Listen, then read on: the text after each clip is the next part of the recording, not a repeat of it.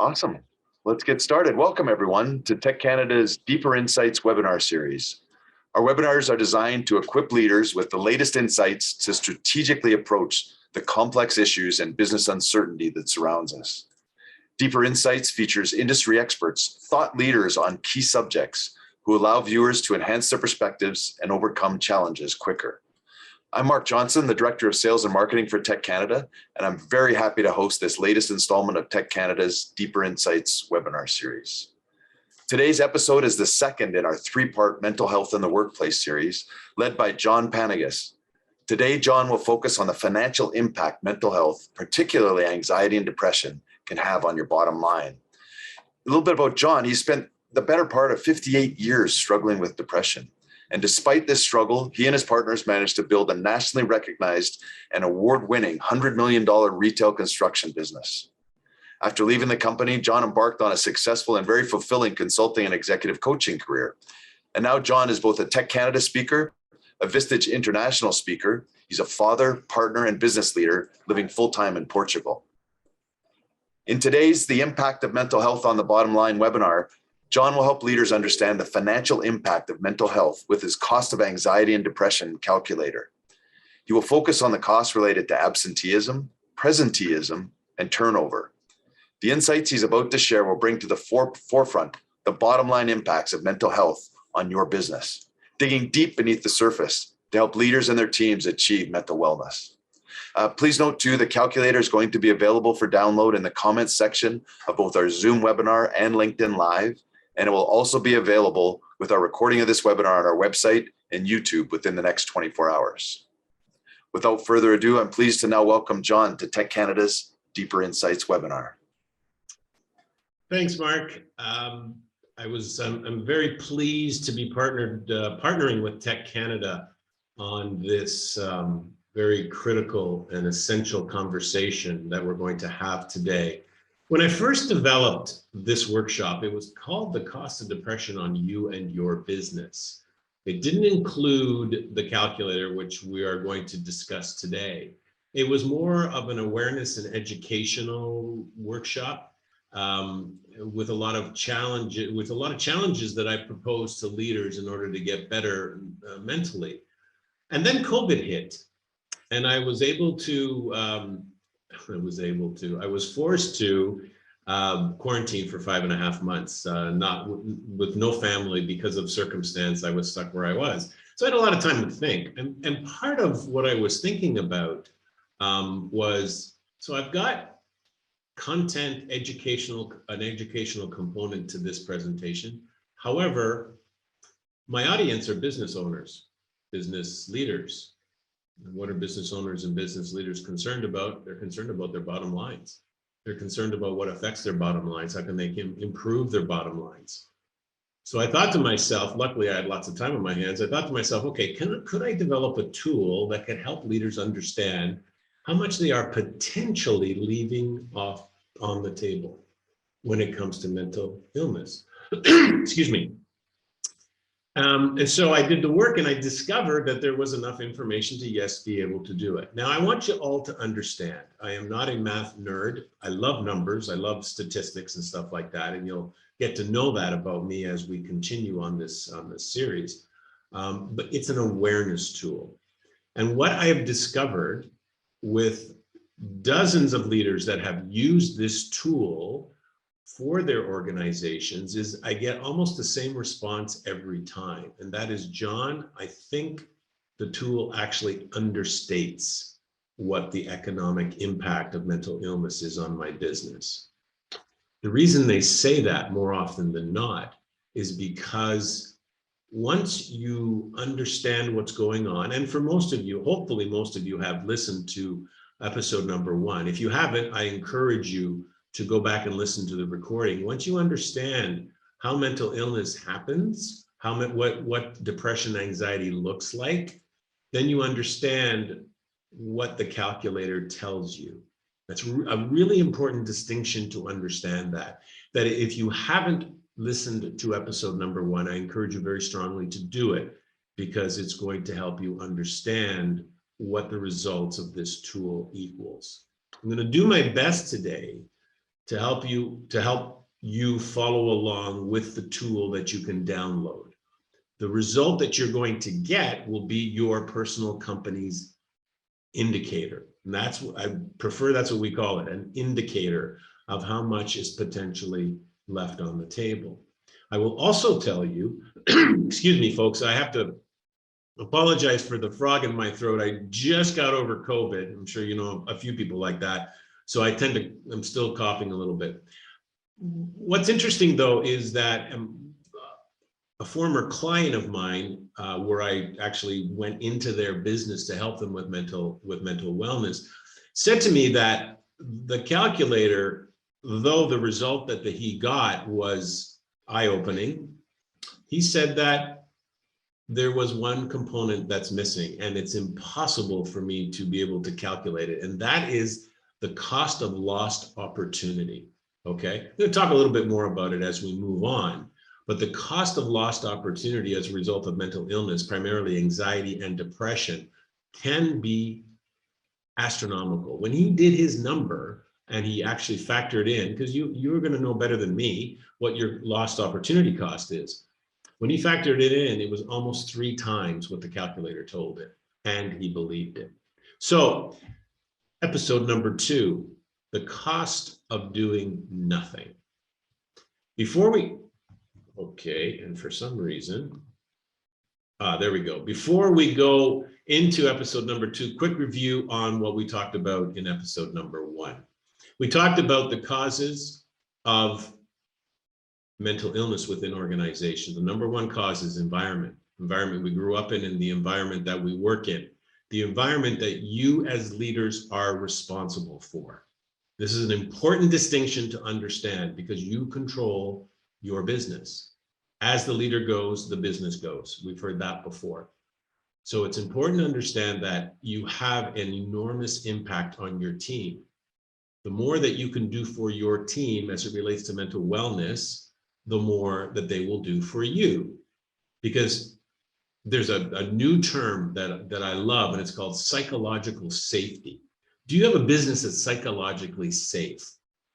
The only way that you can demonstrate that you have a business that's psychologically safe is if you are vulnerable as a leader. And I'm not talking about being weak here, because vulnerability is a powerful attribute of a leader. Not being afraid to talk about how you feel. And if COVID hasn't caused that in most of you, I'd be very surprised, okay? Because COVID really took us all by surprise. But psychological safety is an important attribute within the organization. Then we started talking about the causes and what does depression and anxiety look like. We had a discussion on the relationship between stress, anxiety, and depression. There is a progression, right? Starts with stress. Too much stress that's not attended to can turn into anxiety, excuse me, and anxiety then can turn into depression. And anxiety and depression play in the same sandbox. Okay, there are days where, as much as I've overcome and I manage my depression, there are days where I wake up very anxious. And we talked about the routine that I use every single day, all documented in your workbooks, by the way, that help me to get over how I'm feeling that day. All right, depression is a disease. There is no blood test and there is no cure. The most we can do is to manage and overcome it. And the good news is that you can. So then we went on and talked about, how do we talk about it? How do we express it? And as far as I'm concerned, empathy is the way to talk and discuss about mental illness, because empathy is about non-judgment. Empathy is about the goal being that you, as the empathetic converser, wants to help the person that you're talking to. You want to understand their perspective. Not put your perspective on them, but understand their perspective. Then we had a discussion about how do you hire a therapist? Should be no different than hiring a CFO, a CMO, hiring a director of finance, hiring an office manager. Absolutely, we should be engaged in our mental wellness. We should be actively enrolled in our mental wellness. Then we talked about routines, and then we got to a couple of calls to action, and that were as a review, take the test. If you haven't seen episode number 1, you'll find it in the workbook, or you can watch it. Take the anxiety stress test, depression anxiety stress test. Take the empathy test as well. Do it with your team. Because the more that you understand, the more that you are informed, the better you're going to be able to lead your team around mental illness and create that pathway to mental wellness. Because it's real simple. Mental wellness starts at the top of the org chart. A mentally healthy leader leads a mentally healthy organization. And a mentally healthy organization has a significant competitive advantage in the marketplace. End of episode 1, on to episode number 2. The cost of anxiety and depression calculator. As I mentioned earlier, this is not finite math, but it certainly can give you an idea of what is going on within your organization. When I developed this tool, I had to, I thought to myself, all right, so I know a little bit more than most about mental illness. What do I know that would affect an organization from a bottom line standpoint? Two things hit me real quick. I can still remember writing it down in my notebook. Number 1 is productivity, and number 2 is attrition, okay, or turnover, probably a better term. Those two we can quantify. We can quantify turnover. We can quantify how much turnover costs our organizations. But I challenge you by saying, do you have a line item in your P&L on turnover? Of course you don't. Do you have a line item on your P&L on a loss of productivity? Of course you don't. The truth is they could be significant amounts of money. So that's what the calculator does. The calculator calculates what the cost of lost productivity and turnover due to mental illness, primarily anxiety and depression, can cost your business. So let's start with turnover. And the first thing we're going to talk about is absenteeism. In the first episode, the last sign of depression was absenteeism and presenteeism. Okay, and absenteeism is defined as a temporary physical absence from work due to personal reasons, including illness and demise of close relatives. Physically away from the business. And now this averages 5 days per year, 5 days per year per employee. This is very, very consistent throughout Canada, the US, the UK, and Australia, okay? The Western world, so to speak. Numbers are also consistent in India, as a matter of fact. That is a person that doesn't struggle with mental illness. Now, if we layer on mental illness, we add it to the equation, absenteeism becomes an employee's habitual absence from work. And the average is 15 days per year per employee suffering with mental illness. So we go from 5 to 15. And by the way, the range was 10 to 25. I picked 50 because it's right in the middle. 15 lost days per year. Now, I've been challenged by this number several times, as a matter of fact. And my pushback to the challenge, because people say, oh, how is that possible? That's 3 weeks of work. Yeah, that's exactly what it is, 3 weeks of work.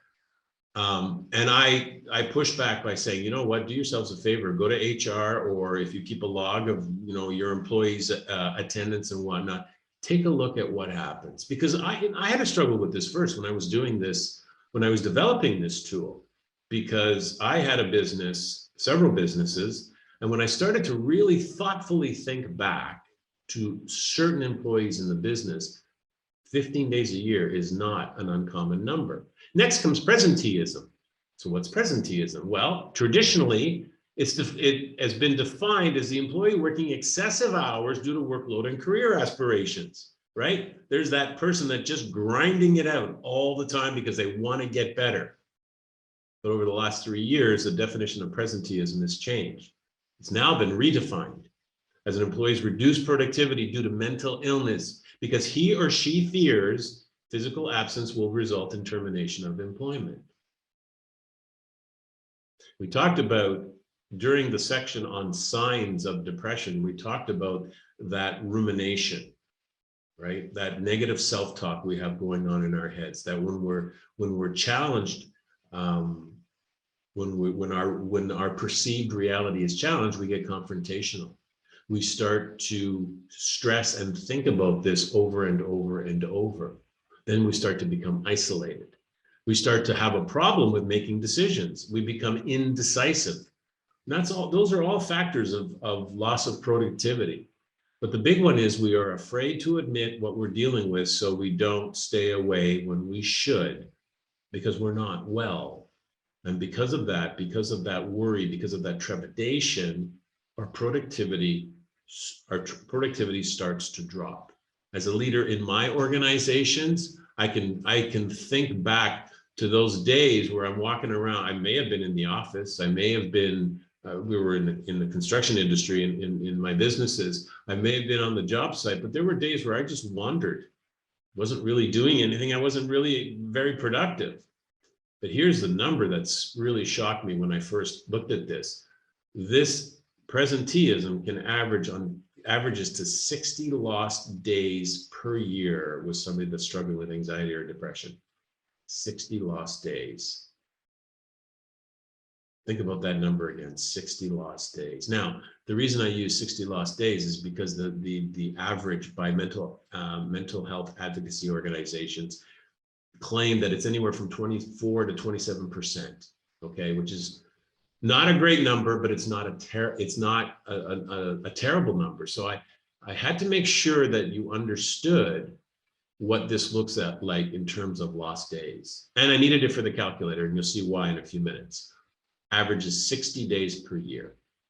So we add them together. Absenteeism and presenteeism combined to account for a $6 billion net cost to the Canadian economy. And by the way, that's all on your backs because you're experiencing this expense, okay? $6 billion. Worldwide, it's almost $100 million. The result is 75. You add the two together, you have 75 lost days per year per employee suffering with high anxiety and or depression. The next one, the next section that I addressed is turnover, for one simple reason. When I found this stat, I knew I was onto something, and that is 30% of all terminations and resignations are due to high anxiety and depression caused by the workplace environment. At the end of 2021, Gallup did their poll, their employee satisfaction poll. 87% of employees polled, over 100,000, claimed that they worked in high stress environments in their workplace. 87% high stressed. In exit interviews with thousands of people that were either fired or they resigned, the number one reason for their termination, in their opinions, was a high level of stress in the organization. 30%. Number two reason was that they had a manager that didn't understand how they were feeling.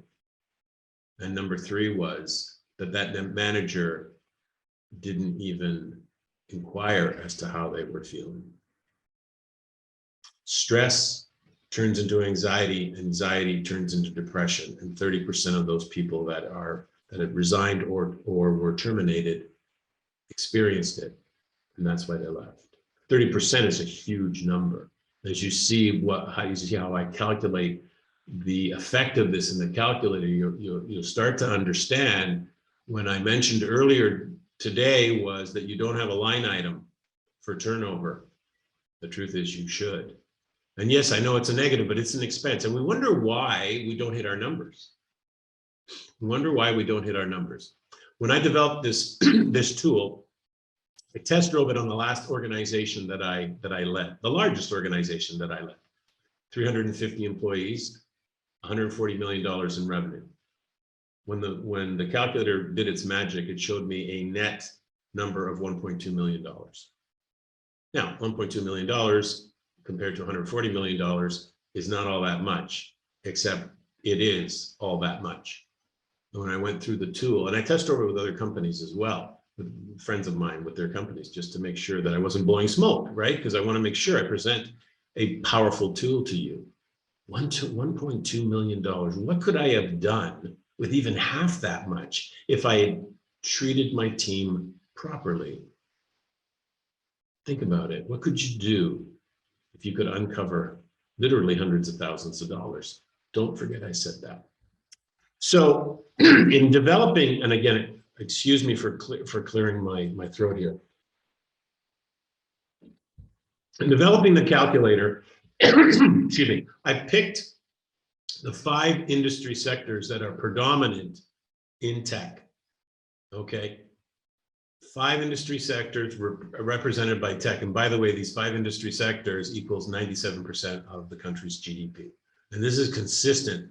Canada, the US, the UK, Australia, and even India. Okay. So what are the 5? First is services. Services are restaurants, bars, hotels, IT services, anywhere where you are using a physical. The largest component of what you're providing is a physical component. Next comes manufacturing. These folks make stuff, okay? Not just make stuff, they also assemble. Because of global outsourcing, a lot of companies are bringing in products from all over the place. So this includes those that make it from scratch and those that receive stuff and put it together. Next comes construction and mining. These folks make stuff. These folks excavate and they draw stuff out of the ground. This one, though, this one I have a serious conundrum with, because as we will speak later on, the percentage of employees within construction and mining that claim to struggle with anxiety and depression is woefully low compared to the other sectors. I've been in this business. I know it's much higher, but it's still rough and tumble, right? Construction is still, unfortunately, really a man's world. The women are starting to become more prevalent, but it is a man's world. And we are reticent, as I mentioned in episode number 1, men are reticent to be honest about this. So construction and manufacturing has lower numbers, you know, which I really, really struggle with. Next comes finance, real estate, and legal. So we're talking about banking, we're talking about real estate development. Apart from construction, it is a different industry. And then, excuse me, and then legal. This is the law. Okay, finance being CPAs, CAs, and so on. And then finally, healthcare. That is the last one. Healthcare is the one that probably scares me the most, because healthcare has, the folks that work in healthcare have the highest percentage of people that are struggling with anxiety and depression. And, you know, I think all we have to do is look at the nursing profession. My wife and I have several friends that are nurses. And during COVID, these were the heroes by far. We also have friends that are doctors, and doctors will tell us the same thing. They were the heroes. The incidence of depression and anxiety within the nursing profession is well over 35%. And what's also really tough for me to understand is that they're now asking to be compensated for what they're worth, and they're being fought at every time that they go to a collective bargaining situation. A dear friend of ours, actually my wife's niece, is a nurse in California, and they had to protest in order to get their 7.5% increase in wages based on what they went through. And we followed her during COVID, and with the things that she had to do, the things that she had to endure were absolutely terrible. So healthcare has a very high average of mental illness within it. So what are the components of the calculator? Now, at this point, you can follow along. John, a question came in through our chat, and it is an interesting question, because the question asks, where does policing and really first responders fit into that matrix of industries? What are your comments there? Services, okay. Yeah, they're services. And I think that is probably the sector I had the most trouble with, simply because it's kind of like, if it doesn't fit anywhere else, it goes into services. So you're dealing with the minimum wage restaurant people, at the same time $250,000 programmers, okay? And the same thing with police officers, the same thing with EMTs. Personally, I think they should be in healthcare, to be honest, because there's a large component, but that's where they live. Okay. Okay, perfect. Thanks, John. Okay, so COD components. Now you can follow along with the with the calculator, which you're able to access on the chat. And you will be able to see the line items within the calculator that these items I'm going to describe to you are found. But just for a second, put it aside so that I can help you fully understand how I came up with my rationale. Because this is really important that you understand where these numbers come from. The calculator only requires you to provide 3 pieces of information, which we'll talk about in a couple of minutes. But the math is really important. And my justification for these numbers is really, really important. So we start with the industry sector percentage of employees with anxiety and depression. And this is a thing. The US Department of Labor and the Ministry of Employment in Canada and the National Health Service in England and Australia have this stat based on industry sectors. Blew me away. I couldn't believe it when I found it. But they actually have the percentages of those within those sectors that are struggling with anxiety and depression. For me, this was golden because it was important, because the calculator, before it can do any other math, needs to isolate how many people could potentially be struggling within your organization. This is what helped me. This was golden when I found this. Next, it's also going to include, it's going to calculate the yearly and daily wages, because the only way that we can do the math properly is we need to understand what the yearly and daily wages are. Next comes the absenteeism and presenteeism factors, right? 15 days for absenteeism, 60 days for presenteeism. That's why we need daily wages, so that we can do the calculation. Industry sector percentage turnover. Yes, this is a thing as well. I was able to find this in the departments and ministries of labor, believe it or not. For every single industry, what was the percentage turnover in each one of these industries? Some are lower, some are higher. Okay. The highest is services, because it's a very transient workforce, especially within recreation and hospitality. Okay. And that's important. We need to understand what that percentage is in order to be able to figure out how many people are leaving and have been terminated in your organization.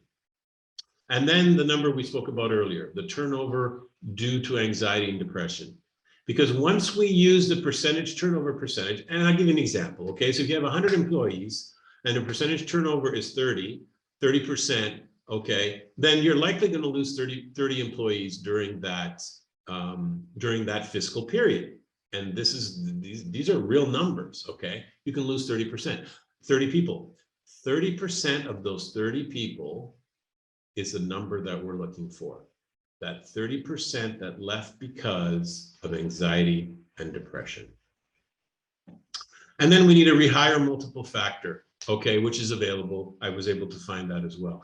Every industry sector has a percentage of salary figure that I was able to incorporate in the calculator. So it tells you how much it's going to cost you to rehire that person that is dealing with anxiety and mental illness.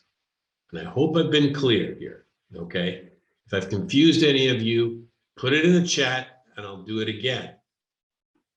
Now, one thing we need to understand about the rehire multiple factor is that we have probably come to accept that we've heard, I'm sure, 1, 2, 3 times salary to replace an employee, okay?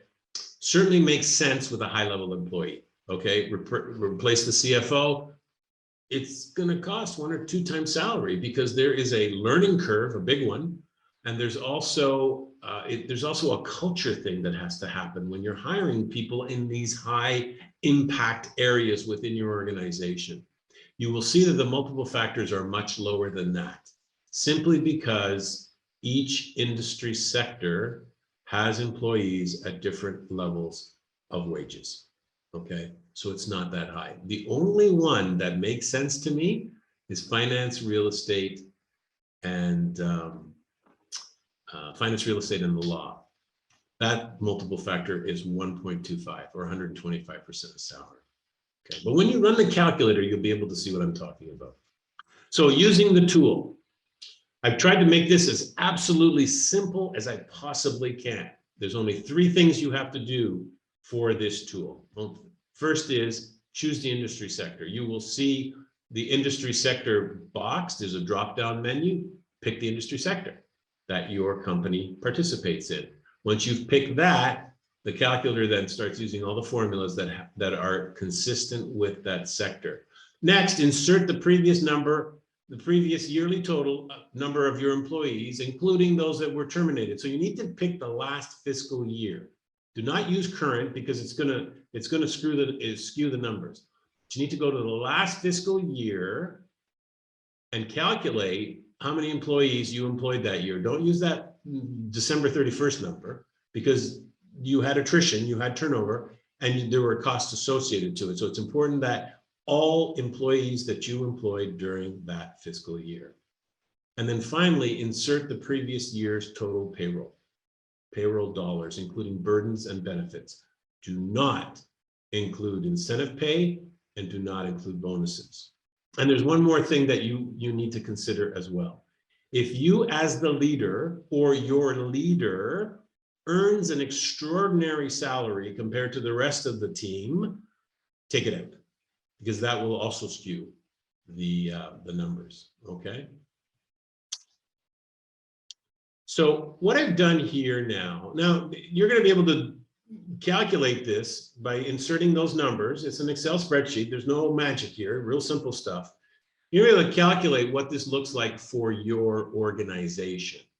But what I've done, because it's unlikely, well, maybe it's not. Maybe you do know the total number of employees that you employed last year. Maybe you do know the total amount of payroll in your business. And you know what? Maybe you just want to guess. So play with it to see what your numbers look like. But here are averages that I want to show you for each one of the sectors based on rosters of 25, 50, and 100 employees. So services. So a services company with 25 employees is potentially leaving $70,000 on the table. 50, 127,000 on the table, and 100, 258,000 plus. Manufacturing, 126, 203, 441. Significantly higher simply because the average daily wage and the average yearly salary in the manufacturing industry is significantly higher than the services sector. Construction. As I said earlier, this is the one I struggle with, simply because I believe the incidences of anxiety and depression in construction are much higher than the 11.68% that I was able to research. It is the lowest percentage, and I really struggle with that. I was there. I mean, I could see it. I could understand what was going on. Yet I'm going to use the number that I found. Okay, I don't want to skew this. This is what I found. 91, 182, 345. Here's the big one: legal, finance, and real estate. A staff of 25, you could be leaving $384,000 on the table. 50, $606,000, and 100, $1.2 million. Why? First of all, of the 5 areas, this has the highest average wage of all. The other part about it is it also has the highest multiple for rehiring. It costs more to rehire professionals, and these are essentially professionals. And then healthcare. Not as high as legal, but certainly number 2. And as I mentioned earlier, the highest percentage all across the board in healthcare of employees struggling with anxiety and depression as a percentage higher than any of the other sectors that are involved here. So these are just averages. These are industry averages for each one of these sectors. And you can compare them to yours. You can compare them to what yours looks like to see if you fall within these numbers.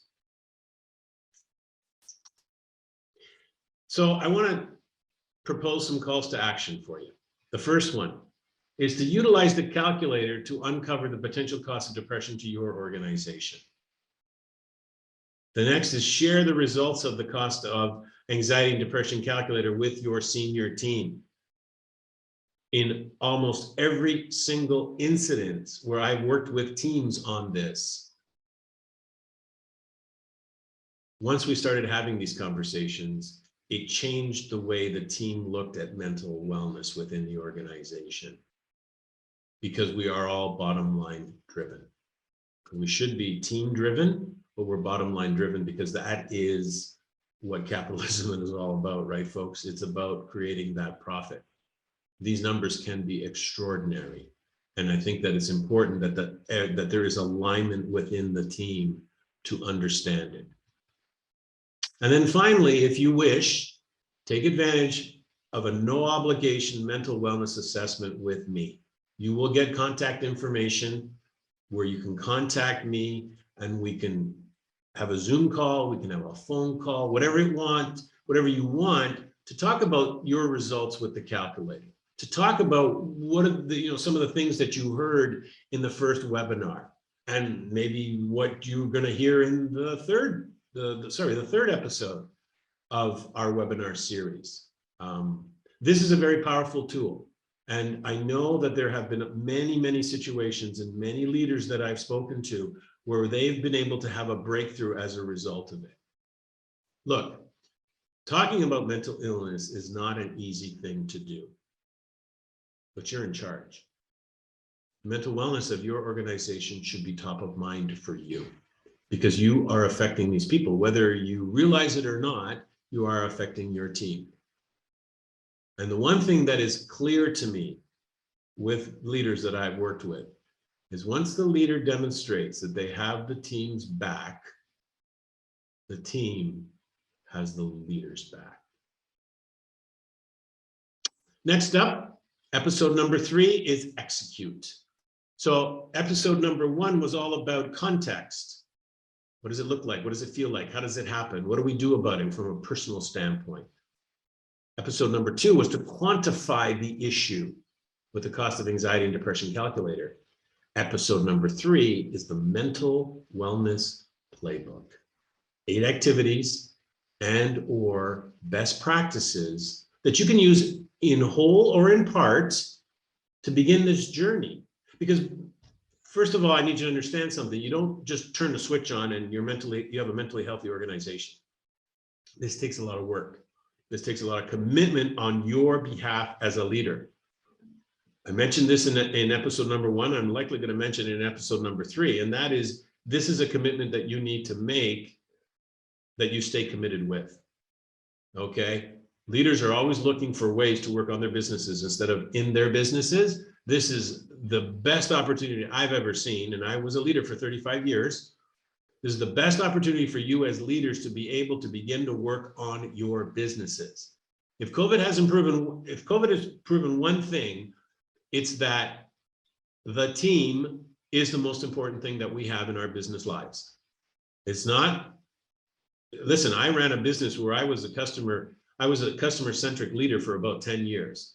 And then I discovered the damage that I caused in doing that. And I very quickly became an employee-centric leader. And that is what my wish is for you, is that you become an employee-centric leader. And you can do that by leading with empathy and being vulnerable. Thanks for joining me, and I look forward to seeing you next week.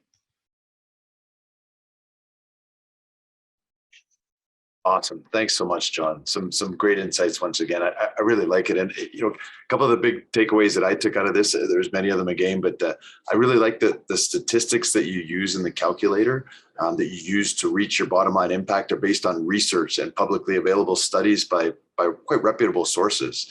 I think it's really up to everyone here that attended our podcast, our webinar, and that's going to be watching afterwards, to validate and accept those sources as it relates to their business. Even if you don't accept those full percentages, but at least a percent or portion of those percentages, the impact of the bottom line is going to be clear. The truth is, when I was developing it, I shook my head almost every single day. I kept saying to myself, no way, no way, no way. And when I use a statistic, or I cite a source, I'm very much like the press. Well, very much like the press should be. I always look for at least 2 sources that will back it up. Okay, because this is serious stuff, and I wanted to make sure that you had numbers. Now, you know what? You bring up a really good point. If I just a couple of minutes. Absolutely. There's a tech company in Montreal, and I'm not going to tell you who they are, except for their leader his name is Thomas. And Thomas and I started, he took a 30-minute assessment. We started talking, and Thomas was struggling with major depressive disorder. Only his wife knew. Nobody in the business knew, but he could see that he was causing some serious problems in the business. So we went through all the learnings and whatnot in different sessions that we had. And then I presented the calculator to him. And so he was like a dog to a bone. He's a numbers guy. And he did the calculator and called me like 11:30 one night and said, "John, it's not right." I said, "Okay." Once I woke up, I said, "Okay, what's the problem?" You know, I always worry when stuff like that happens. And he says, it's not demonstrating the real number. I said, "Okay, so what's missing?" He says, "The lost opportunity cost." His story is really simple. He lost 3 senior programmers. He's an IT integrator. Lost 3 senior programmers, okay? Senior programmers in his business are where they make their money because they integrate the product with the customer, right? And so in exit interviews, all 3 said they quit because the level of stress in the organization was too high. They couldn't deal with it anymore. One was on medication, had to go to a psychiatrist, blah, blah, blah, blah, blah. Thomas was strong enough to say, "John, I caused this." And what I did with the calculator is I looked at it and said, okay, now that these 3 guys are gone, what have I lost in terms of business? Right. I think I mentioned it earlier. It's 2.5 times the number he came up with. $40 million business, $670,000. And he was convinced that that's what the impact was on his business. Yeah. So it's not finite math, folks. I want you to understand that. But it's there to give your head a shake, because we seriously need our heads shaken in the business community as it relates to mental illness and getting to mental illness. Yeah, you bet. Great perspective there, John. Because the absenteeism, the presenteeism, the lost folks to the turnover at the organization. But not only that, but if you're losing productive employees, it has an even greater impact on the bottom line. That's a really interesting take that you got. Well, it is, and I think that what happens, like in my personal case, I said I was customer centric for 10 years, and then I flipped. I flipped because I lost an employee. We all have that one employee we wish we had 10 of, right? Yep. Super motivated, did a really good job and this and that. And then one day he came to me and said, I have to quit. I said, "Why?" "Because my wife says I'm working too many hours. So I need to make a decision." Oh God, it was the worst Friday afternoon of my life, let me tell you. But when I look back and we analyzed, what his performance was like, this young guy was struggling with depression. He really, really was. And it was affecting him to the point where, even though he was really good, and you only know when people leave, right? It's almost impossible to figure out what's going on when they're with you. But when they leave, then you realize, as good as he was the most unproductive project manager that we had in the company. He did a great job on the stuff that he did, but he could never handle more than 1.5 projects at a time, while everybody else was handling 3 to 4 projects at a time. So the story is, so he leaves a couple of years later, about a year later, because he helped me understand that we were burning out our people. A year later, he goes to a wedding where all the team is, right? Because everybody knows each other. And his wife said to, another wife said to his wife, "You wouldn't believe how much the company's changed." And she said, "What do you mean?" She goes, "Oh, they have all sorts of resources now. They're not working crazy hours anymore." And a week later, he came back to me and asked me if he could have his job back. And I said, "Why is that?" "Well, because my wife's convinced it's going to be okay." Great idea. But listen, I give him a ton of credit because that's important, right? Family's important. But we had some very long conversations about his issues, and it turns out he was struggling with very high anxiety. And we worked through it. That's the good news. Folks, there's opportunities here. There's opportunities like you're never going to imagine within your business to help your team. Because as I said before, I'm going to say it ad nauseum, but I really need you to understand that when you show vulnerability, you're giving your team permission to show vulnerability. I love that, John. That led to another great quote that I wrote down, is that vulnerability is not a weakness. It's an asset to leaders, and it leads to psychological safety within a business, which you talked about the opportunity cost, which I'm really jumping onto here for the simple reason that we always talk about from a sales perspective or a marketing perspective. It costs far more to find a new customer than it does to keep an existing customer. It's very much the same with an employee. It costs far more to find another employee than to keep an existing employee. So great thoughts for everybody to consider here. And you know what, Mark, and I'm going to leave with one very important statistic too, actually, that I mentioned in the first episode. Currently, 25% of global employment comes from the millennial and Gen Z generations. Estimates are that by the end of 2025, that's going to be 75%. Love them or not love them, these folks are a reality.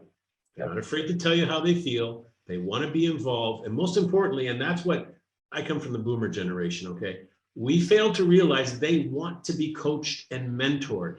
They want to have advocates. They want to have somebody to look up to.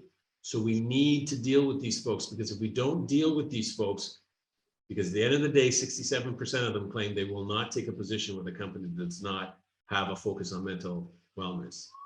Your talent pool has now done this, okay? If you're not on this pool. From a competition standpoint, 5% of them are running companies right now. It's a very small number. But by 2025, the end of 2025, that number can be 50%. Now, there's a significant reason why this is happening. COVID has caused the baby boomers to reassess their lives, and more are leaving businesses, selling their businesses, just enough. They've had enough. These folks are going to take over, okay? And they're going to be your competitors. And by the way, they already understand mental wellness. So beware. Awesome, John. Great parting thought, and I love it. And just for our audience as well, a reminder that the workbook that John mentioned will be available during episode 3, which is coming up next Thursday. The episode titled "The Mental Wellness Playbook." So join us next week to conclude our series and bring home how mental wellness starts at the top. If you'd like to review this episode again, or someone in your company would like to review, it'll be posted on our YouTube channel by the end of the day tomorrow. And clearly, out of what we've heard today, John, the organizational cost to ignoring mental health is immense. Next week, in part 3 of our 3-part series, John will pull together all the learnings, as he mentioned, of the first 2 webinars into the Mental Wellness Playbook, how to deal with mental health in your business. So make sure you join us next week. One more reminder, too, that this is the second part of our 3-part series. So be sure to register for part 3 of this webinar series by visiting us at techcanada.com. Thanks very much, everyone, for joining us. Thank you, John, and look forward to concluding our series here next week. Take care, everybody. Thank you.